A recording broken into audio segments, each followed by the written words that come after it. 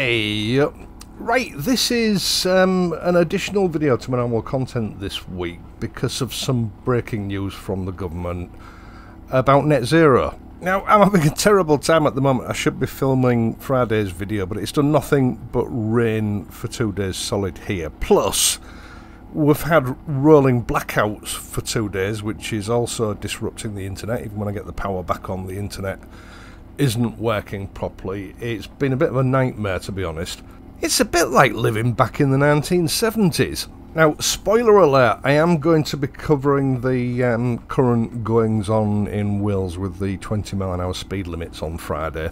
I made a video over a year ago warning that this was coming up, and that video sort of lit up like a Christmas tree over the last 48 hours. So I feel it is sort of incumbent on me to sort of publish some sort of update on that situation. So if you don't like that kind of thing, don't watch Friday's video. Right, so today's news. There's been a government leak, whether it's a leak or an intentional leak, I'm not entirely sure. And this leak is giving out some information that Rishi Sunak is supposedly going to relay to us in a speech on Friday. Now, I've just watched Suella Braverman being interviewed on this sort of occurrence or leak.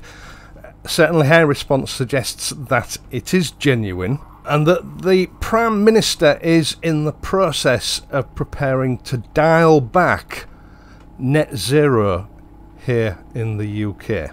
Now, I will go over the main points that have been mentioned, but obviously the most important points for the purposes of this channel is that the ban on sales of new ICE, that's internal combustion engine vehicles, cars, vans and small capacity motorcycles, which was scheduled to come in 2030, is now going to be put back to 2035.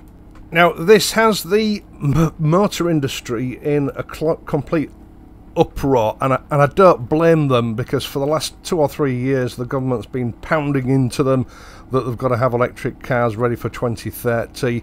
Now the government's moved the goalposts. They've wasted billions of pounds on development, getting sort of up to speed for 2030, and now the rug's been pulled from under them. As usual, everything is absolute chaos, but for the moment, on the face of it, it seems like good news for motorists in that respect. And if I'm honest, I'm quite relieved, because the problems I've had with the power where I live, and I don't live out in the sticks anywhere, you know, I live in a built-up area. We've had about 7 power cuts in the last 48 hours. It's ridiculous. How the hell are you supposed to run an EV under those circumstances? Now, the other news is gas boilers. I think they were due to be phased out in 2035. That ban is going to be removed now.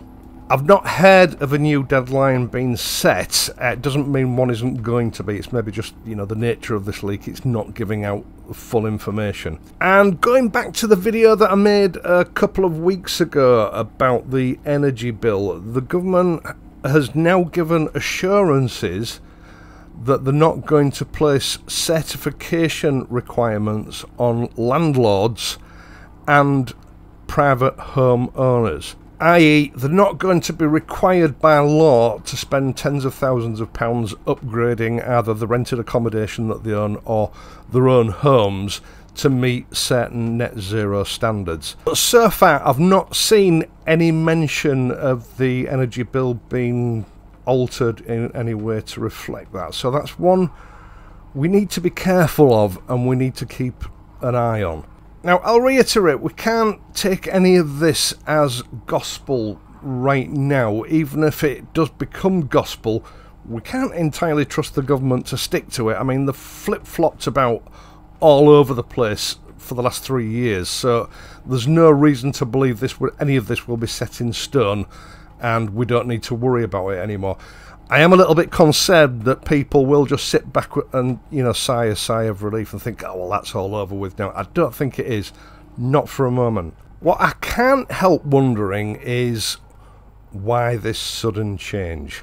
The UK government has been hammering down this road and you know, tightening up the time restrictions on it steadily for the past 3 years. Why have they suddenly rode back on it? I found this quite concerning. I think it may be some sort of pre-election publicity scam to sort of pull voters back on their side, and then maybe they'll reverse it all afterwards. I don't know, I've got all sorts of things going on in my head. But there's also that possibility that people like myself, Jeff Buys Cars, GB News, you know, the various other channels that have recently, over the last few years, been very outspoken about the folly of net zero, has finally filtered through to the population enough that it's finally getting back to MPs that destroying the economy, making people poorer during a cost of living crisis, and restricting their freedom of movement